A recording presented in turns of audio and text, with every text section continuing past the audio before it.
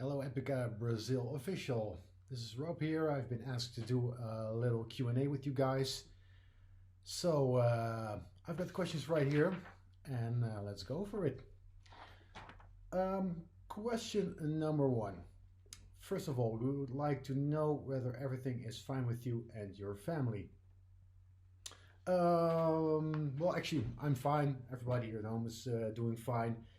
Unfortunately, there are a few people in my family who, got infected by the coronavirus, and some of them are doing okay, some of them are doing less okay, to be honest. But yeah, I guess everybody is dealing with it right now, so let's just make the best out of it and stay positive, of course. Um, Somebody asked me, how has the daily routine been? All the festivals have been cancelled or at least postponed till next year. Yeah, I'm staying at home a lot, and like I said, it's vacation right now. Before it was vacation, I was still doing a lot of online teaching as well, since I work at a school called Metal Factory, which is heavy metal music academy basically.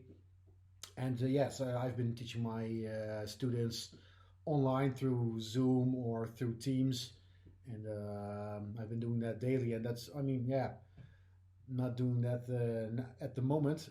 I must say I've been quite productive, nevertheless. I've been doing a lot of songwriting. Actually, I'm trying out a lot of new things.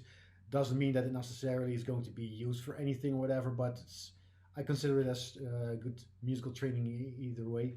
So I mean, there we already go to the next question, and they also ask, and rehearsals with the instruments during the pandemic.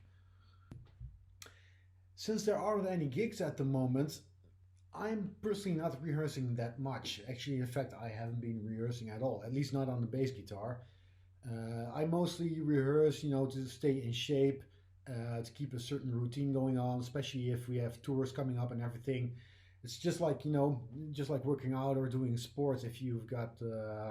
But yeah, I'll be honest, I haven't been playing bass that much lately. I'm going to pick that up again to, also just to study. It's always good to study and keep things going and to keep learning. I recently bought a new computer, got some new software and stuff like that. I've been experimenting with that and trying out some new things. And that's, yeah, like I said, I've been pretty productive. At least I think I've been pretty productive. And that's all that matters for right now. So I hope that answers your question. Next question. After 8 years of being part of Epica, do you notice an evolution in the bass lines of the first album you recorded compared to the one that is to be released yet? That's hard to say. I don't think that necessarily the bass lines have changed, but perhaps my approach of recording has changed through the years. I mean, each and every time that you do a recording, you always learn, especially the way that we record. It's a very precise way of working, and you learn exactly what your qualities are, but also what can be your flaws, where you're, yeah. But in general, the bass line itself, I've always been tried to, especially in Epica, I always try to approach the bass as a very functional instrument, so not shredding or whatever. It really has to be in service of the music, and I still do that right now. So yeah. Then the next question: which style do you identify and enjoy working the most? I assume you mean which musical style. That kind of depends. One moment I can be totally into metal, next time I can be totally into something completely different. But I think the music style that I identified most to is probably, I guess, classic rock. I definitely have a lot of roots, musical roots, with classic rock and more the bluesy kind of approaching music. So yeah, I guess that's the answer. Next question.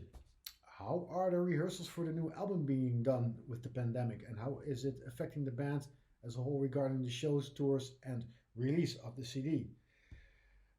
We've been kind of lucky regarding the recording process, but if it comes to tours, I mean, like I said, right now we should have been on tour. We should have been doing festivals, and that's all being postponed to next year. We should be doing a tour with Apocalyptica and here in Europe, but that's going to be postponed to next year.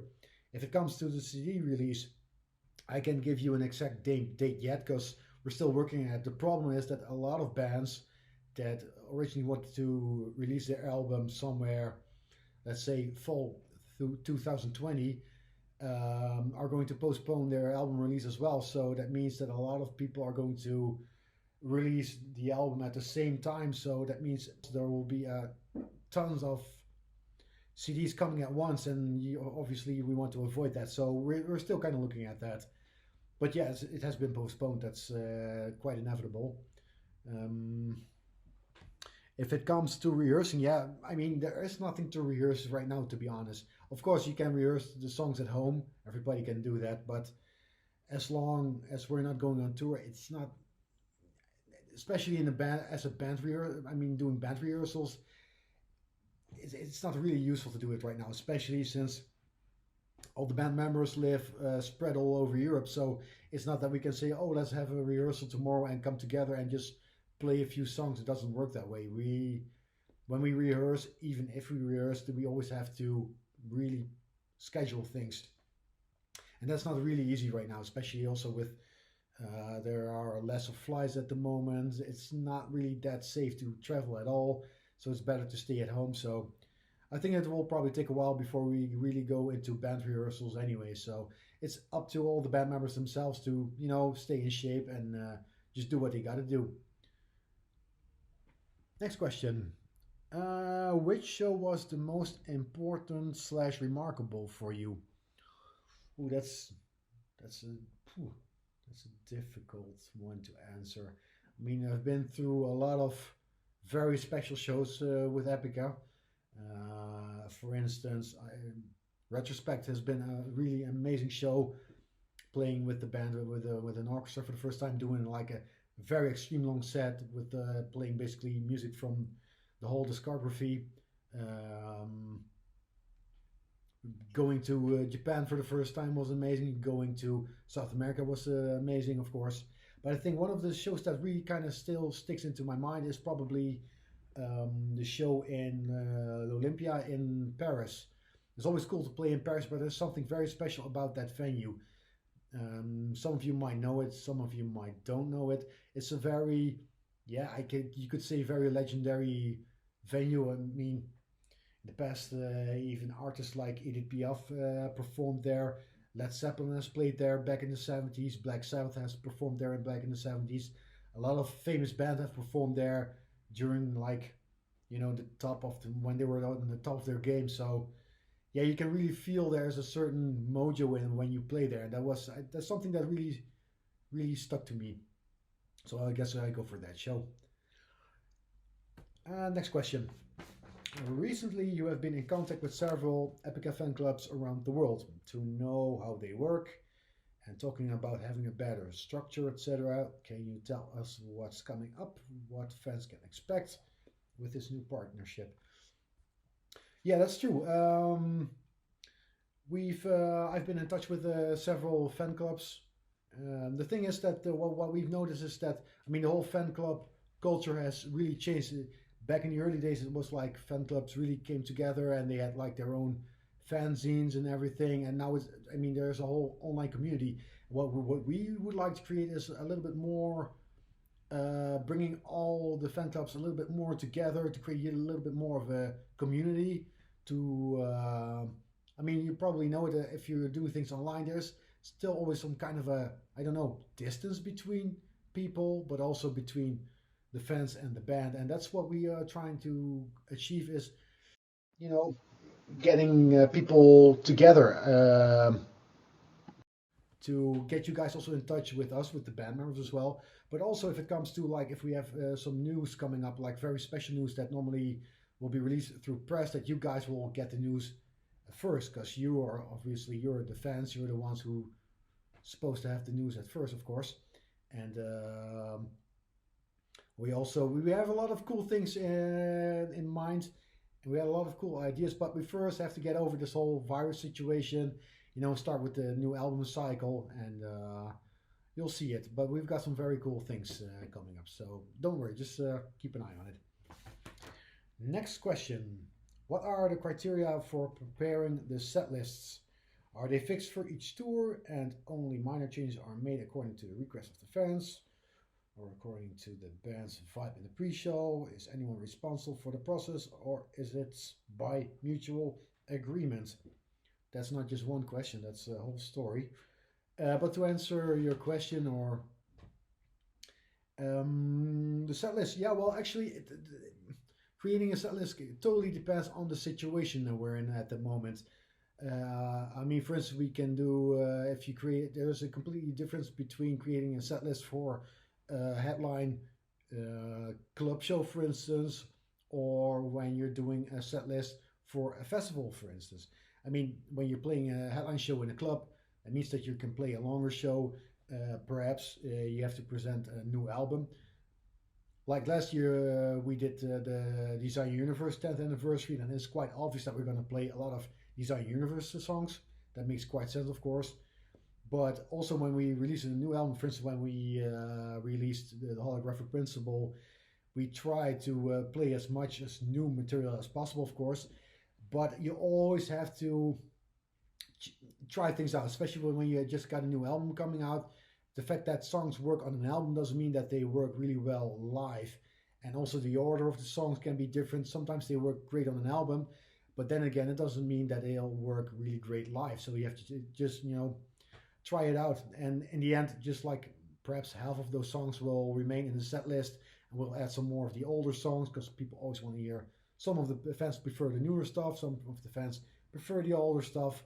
And the one who always kind of makes the setup for the set list is Mark. Then he comes up with an idea for set list. He looks like, okay, when was the last time that we played here? What songs have we played last time? Perhaps we can do some stuff that we haven't played the last time.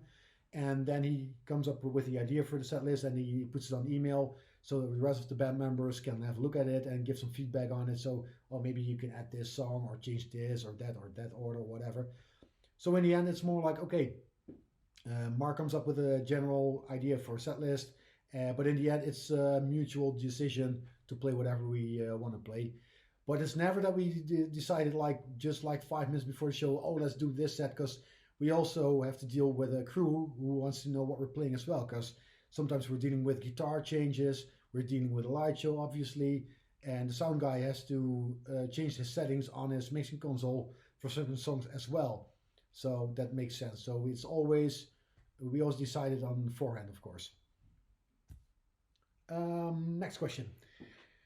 Do you feel a difference in the sound of the songs with the use of a pick and without?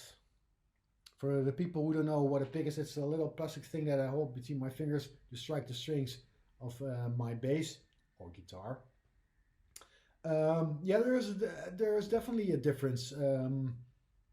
If you play originally I'm a fingerstyle bass player, and when I joined Epica, I decided to use a pick because Yves was also playing with a pick, and playing with a pick is a very specific sound. It's for instance, when you play fingerstyle, let's just try to compare the both styles. Fingerstyle creates a little bit more because you're playing basically with like the skins of your fingers. So the sound of the strings becomes a little bit more round, a little bit more warm. And if you play with the pick, it sounds a little bit more, very more direct and a little bit more snappy, a little bit more metallic. And that was the sound that Yves was also using in Epica. So even though the guys told me like, hey, do whatever you want to do, what suits you best, I try to, keep that sound alive because I think that's absolutely part of the Epica sound. So most of the songs I play with a pick, and that's more like a sound choice than it's really a technical choice. Because some people prefer to play with fingerstyle because they think it's easier. Some think that it's easier to play with a pick. I simply do it because it's a sound choice. But there are also songs that I prefer to play fingerstyle, but that's, once again, it's a choice of sound, obviously. Especially if it comes to ballads, for instance, emotionally, it doesn't work if you have a real, heavy, aggressive sound on it. You need to mellow down a little bit more, so then I'll probably go for fingerstyle. And then, what do you think of the tapping / two-hand technique? Do you use it? Well, actually, well, for Epic, I don't think it really works. I used to be I used to play a lot of tapping when I was playing in a band called Suncaged. That was somewhere like 15, 20 years ago. I was a little bit more into progressive metal, and it was pretty technical music. And that was actually also with Joost van der Broek, our producer. He was keyboard player in that band. And like I said, it was pretty, technical music, and I was doing a lot of shredding on the bass, and it made a little bit more sense to play that technique with that band. Also, sound-wise, it worked really well. And yeah, if you look at the music what we make with Epica, you already have like pretty heavy drums. You have heavy guitars. We have the choirs. We have the orchestra, keys, a lot of vocals coming up. To add a little bit more of shredding or whatever you want to call it, it doesn't really, to me, it doesn't really make sense to do that in Epica. So